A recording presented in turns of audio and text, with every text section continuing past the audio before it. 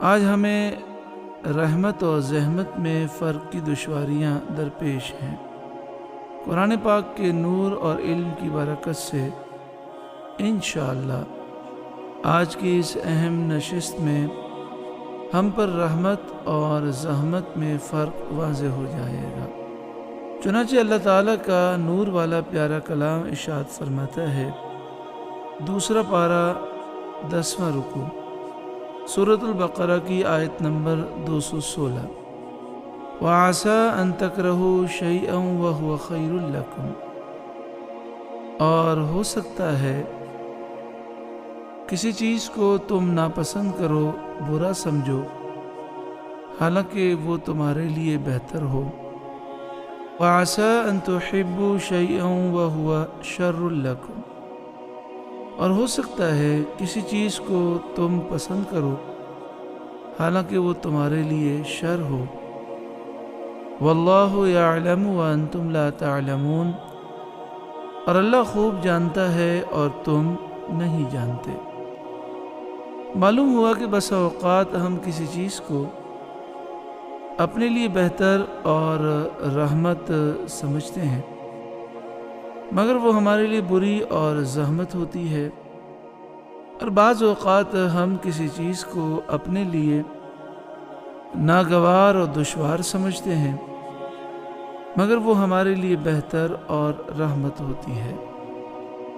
آج کی اس نشست میں ہم چند وہ چیزیں سماعت کریں گے جنہیں عام طور پر زحمت اور اپنے اوپر بوجھ سمجھا جاتا ہے، لیکن در حقیقت وہ اللہ تعالیٰ کی رحمت ہے، اللہ کا کرم ہے، اللہ کا فضل ہے، اور اگر ہم شریعت کے دائرے میں رہ کر اللہ اور اس کے رسول کی فرمانبرداری کرتے ہوئے دنیا کے جو معاملات ہیں ان میں ہم قرآن و حدیث کی رہنمائی حاصل کریں تو انشاءاللہ تعالیٰ یہ رحمتیں ہمارے لیے قیامت کے میدان میں اجر و ثواب کا باعث بھی ہوں گی اور جنت میں داخل ہونے کا سبب بھی ہوں گی۔ تو سب سے پہلی وہ بات یا وہ چیز یا وہ شخصیت کہہ لیں کہ جنہیں ہمارے معاشرے میں عام طور پر بوجھ اور زحمت سمجھا جاتا ہے، لیکن وہ اللہ تعالیٰ کی خاص نعمت ہے، اللہ کی خاص رحمت ہے، جس کے فضائل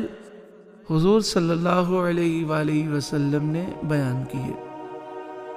اگر اس کی آمد کی اطلاع گھر میں دی جائے اور کہا جائے کہ آپ کے یہاں بیٹی کی ولادت ہوئی ہے تو بہت سے ایسے لوگ ہیں جن کا موڈ آف ہو جاتا ہے، پریشان ہو جاتے ہیں، بیٹی کو بوجھ سمجھتے ہیں۔ بیٹی کو زحمت کیوں سمجھا جاتا ہے؟ کیا بیٹا ہی اللہ کی رحمت اور نعمت ہے؟ بیٹی کو رحمت ہم کیوں نہیں سمجھتے؟ بیٹے کی ولادت ہی کی تمنا کی جاتی ہے، بلکہ شادی ہوتے ہی بیٹے کی ولادت کی خواہش کا اظہار کیا جاتا ہے۔ ایسا کیوں ہوتا ہے؟ اصل بات علم دین اور قرآن و حدیث کے نور سے دوری ہے۔ عام طور پہ لوگ بیٹی کے فضائل سے واقف نہیں ہیں۔ نبی کریم صلی اللہ علیہ وآلہ وسلم نے ارشاد فرمایا، من کان لہ ثلاث بنات، اور دوسری روایت میں فرمایا گیا من ابتلی بشیء من البنات فصبر علیہن، جسے اللہ تعالیٰ نے 3 بیٹیاں عطا فرمائی، اور دوسری روایت میں جسے بیٹیوں کے ذریعے آزمایا گیا اس نے ان پر صبر کیا، وَأَطْعَمَهُنَّ، اور انہیں کھانا کھلایا، وَسَقَاهُنَّ، اور انہیں پانی پلایا، یعنی اچھی طرح ان کا خیال رکھا، وَكَسَاهُنَّ مِنْ جَدَّتِهِ، اور انہیں اپنی کوشش کے مطابق اچھا لباس دیا، وَعَلَى، دوسری روایت میں یہ کہ اس نے پرورش کی، بچیوں کو حقیر نہ جانا، بیٹوں کو بیٹیوں پر ترجیح نہ دی، بیٹیوں پر مہربان رہا، ان کی ضروریات کی کفالت کی۔ کن لہ حجابا من النار یوم القیامہ، قیامت کے دن یہ بیٹیاں جہنم کی آگ کے سامنے آڑ ہوں گی، رکاوٹ ہوں گی، یعنی اپنے باپ کو جہنم سے بچائیں گی۔ یہ فضیلت اس وقت ہے جب باپ بھی مسلمان ہو، ماں بھی مسلمان ہو اور بیٹیاں بھی مسلمان ہوں، اور اس نے ان بیٹیوں کی اسلامی تربیت کی، اچھا خیال رکھا، صبر کیا، اللہ کی اس نعمت پر شکر ادا کیا۔ دوسری روایت میں ہے دخلت انا وہو الجنہ، میں اور وہ جنت میں داخل ہوں گے، کہاتینی و اشار باصبعیہ، آپ نے فرمایا اس طرح وہ داخل ہوں گے، پھر آپ نے اپنی دونوں انگلیاں ملا کر اشارہ فرمایا، یعنی حضور صلی اللہ علیہ وآلہ وسلم فرما رہے ہیں کہ میں اور وہ جنت میں اس طرح ساتھ داخل ہوں گے۔ جب 3 بیٹیوں کی یہ فضیلت ہے تو کسی کی 3 سے زیادہ بیٹیاں ہوں تو بتدریج اولا اسے یہ فضیلت حاصل ہوگی۔ کسی نے عرض کیا کہ اگر کسی کی 2 ہی بیٹیاں ہوں تو آپ کی رحمت، سرکار دو عالم صلی اللہ علیہ وسلم کی کرم نوازی کہ آپ نے فرمایا اللہ تعالیٰ اسے بھی یہ فضیلت دے گا۔ تو کسی نے عرض کی کہ اگر ایک ہی بیٹی ہو تو آپ نے مزید کرم فرمایا اور فرمایا اللہ اسے بھی یہ فضیلت عطا فرمائے گا۔ ان احادیث طیبہ سے ہمیں یہ معلوم ہوا بیٹی کے متعلق کبھی پریشان نہ ہوں، بیٹی کی خوشخبری سن کر کبھی دل میں کوئی ایسی ویسی بات نہ آئے، یہاں تک کہ لوگوں کے ذہنوں میں ایک فکر یہ ہوتی ہے کہ بیٹی کے لیے جہیز تیار کرنا ہوگا، رشتہ تلاش کرنا ہوگا، پھر نہ جانے کیسے سسرال ملیں، پھر وہ شاید ہمیں تنگ کریں، بسا اوقات بیٹیوں کو طلاق ہو جاتی ہے، وہ گھر پہ آ جاتی ہے۔ تو یہ ساری باتیں ہمیں سوچنے کے بجائے معاملات کو اللہ تعالیٰ کے سپرد کر دینا چاہیے، اور یہ عرض کرنا چاہیے کہ مالک و مولا تو نے ہمیں بیٹی عطا فرمائی، اپنی رحمت عطا فرمائی، اپنی نعمت عطا فرمائی، اپنا کرم اور فضل عطا فرمایا۔ تیرے محبوب کریم صلی اللہ علیہ وآلہ وسلم کے گھر مبارک میں تو نے 4 بیٹیاں عطا فرمائی، اور حضور کے یہاں سب سے پہلے بیٹی ہی کی ولادت ہوئی۔ تو مالک و مولا یہ بیٹی ہم نے تیرے سپرد کی، آگے کے تمام معاملات تو آسان فرما۔ انشاءاللہ تعالی جب اللہ کی رضا پر راضی ہوں گے، سارے معاملات اللہ کے سپرد کریں گے تو کرم ضرور ہوگا۔ ابن ماجہ شریف میں ہے سرکار دو عالم صلی اللہ علیہ وآلہ وسلم نے ارشاد فرمایا الا ادلک علی افضل الصدقہ، کیا میں تمہیں خبر دوں سب سے بہترین صدقہ، بہترین خیرات کیا ہے؟ یعنی وہ کون سا مال سب سے بہتر ہے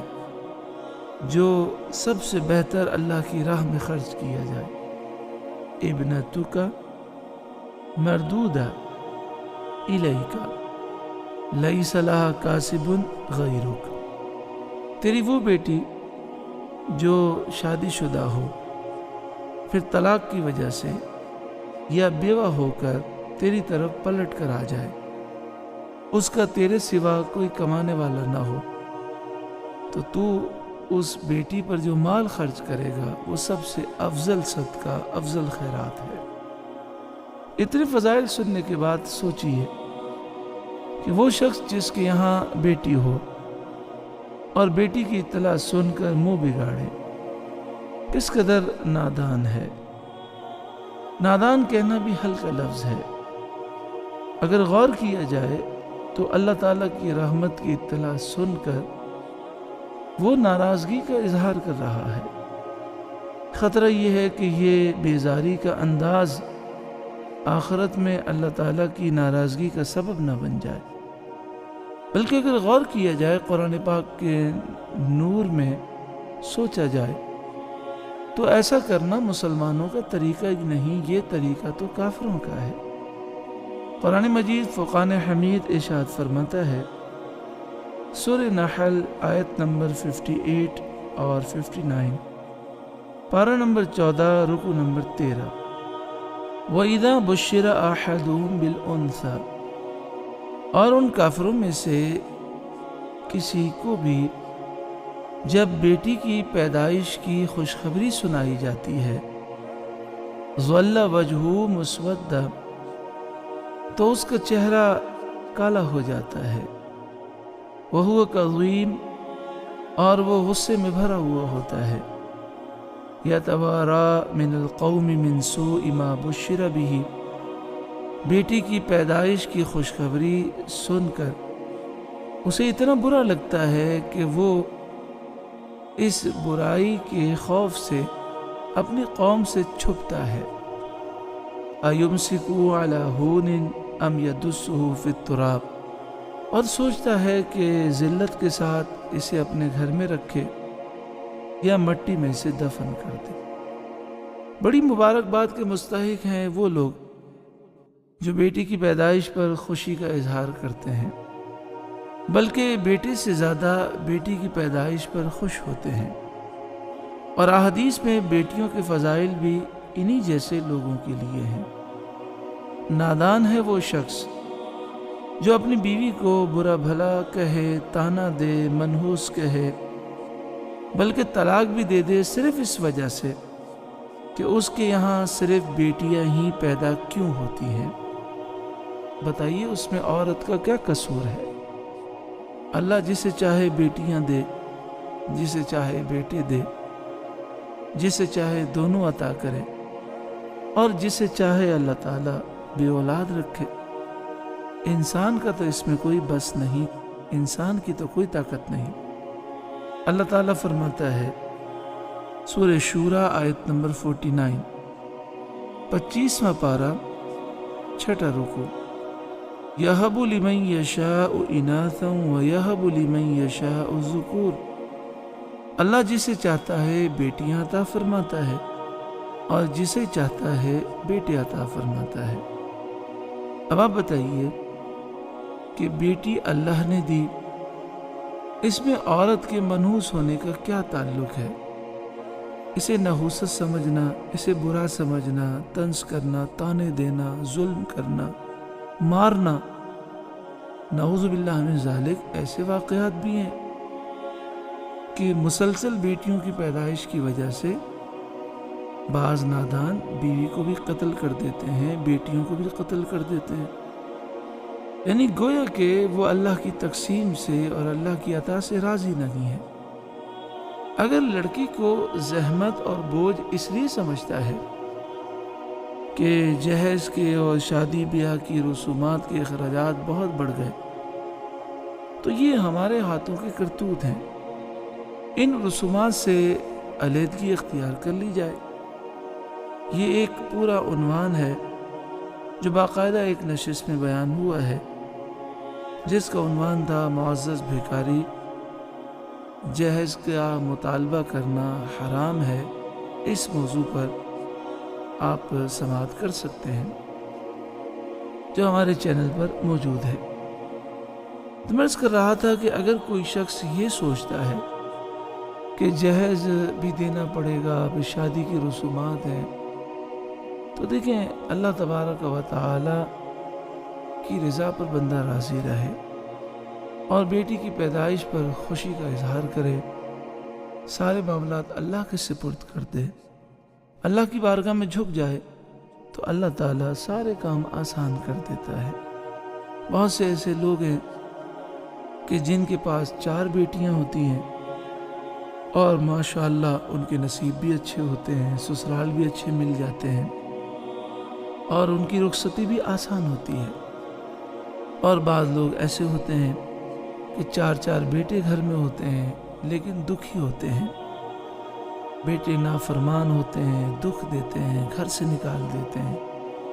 بعض اوقات ایسا ہوتا ہے کہ لوگ سمجھتے ہیں کہ بیٹے جو ہیں بڑھاپے کے سہارا ہیں، لیکن بیٹے بڑھاپے میں سہارا نہیں بنتے،